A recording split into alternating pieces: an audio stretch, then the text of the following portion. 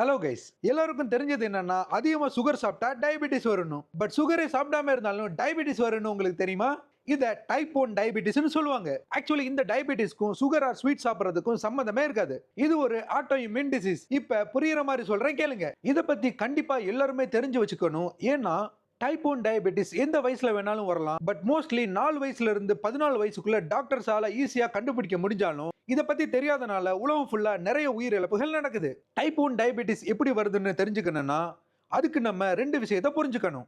ஒன்னு, நம்மளோட immune system எப்படி ஒர்க் ஆகும். செகண்ட், ஆட்டோ இம்யூன் டிசீஸ்னா என்ன.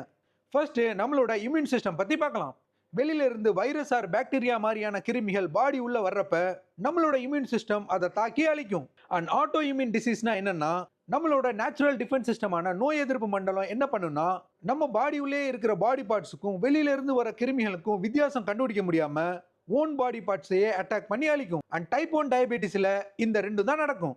எப்படின்னா, நம்மளோட பேங்க்ரியாஸ் உள்ள பீட்டா செல்ஸ் இருக்கும். இந்த பீட்டா செல்ஸ் தான் இன்சுலின்ஸை ப்ரொடியூஸ் பண்ணும். அண்ட் இன்சுலின்ஸ் தான் சுகர் எல்லாம் எனர்ஜியா மாத்தி பாடி ஃபுல்லா சப்ளை பண்ணும். இப்ப நம்மளோட இம்யூன் சிஸ்டம் பீட்டா செல்ஸை வெளியில இருந்து வந்த கிருமிகள்னு தப்பா நினைச்சு சொந்த பீட்டா செல்ஸையே அழிக்க ஆரம்பிச்சிடும். அண்ட் இதனால பாடியில இன்சுலின்ஸ் இருக்காது.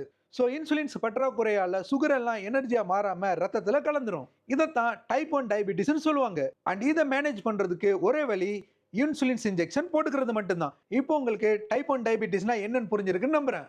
So that's it guys. Information யூஸ்ஃபுல்லா இருந்தா வீடியோ ஷேர் பண்ணுங்க. இது மாதிரி யூஸ்ஃபுல்லான மெடிக்கல் ரிலேட்டட் வீடியோஸ் பார்க்கறதுக்கு மறக்காம என்னோட பேஜை ஃபாலோ பண்ணிக்கோங்க. அண்ட் தேங்க்யூ ஃபார் வாட்சிங் மை வீடியோஸ்.